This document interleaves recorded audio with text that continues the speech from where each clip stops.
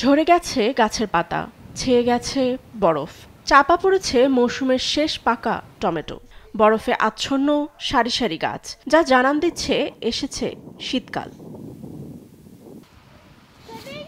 জার্মানিতে শুরু হয়েছে আগাম তুষারপাত। দেশটির স্পিডেন অঞ্চলে ফেল্ডবার্গ টাউন্সে পর্বতমালায় দেখা দিয়েছে এরই প্রভাব।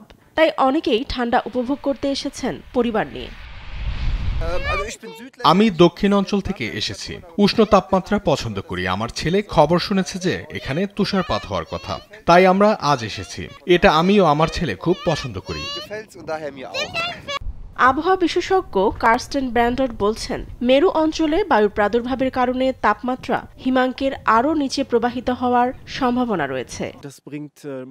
আবহাওয়া সম্পূর্ণ ভিন্ন। গত সপ্তাহে আমাদের বাতাস ছিল খুবই উষ্ণ, এখন আমাদের বরফাবৃত আর্কটিক বায়ু।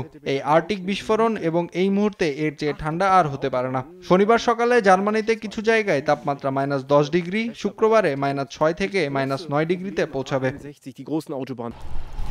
এদিকে যুক্তরাজ্যেও শীতের প্রথম তুষারপাতের মিলেছে দেখা। স্কটল্যান্ড, উত্তর আয়ারল্যান্ড ও ওয়েলসের রাস্তাঘাট এবং গ্রামাঞ্চল তুষারে ঢাকা। এরই মধ্যে উত্তর ওয়েলসের পাহাড় ছেয়ে গেছে বরফে। যুক্তরাজ্যের আবহাওয়া অফিস জারি করেছে আমবার সতর্কতা।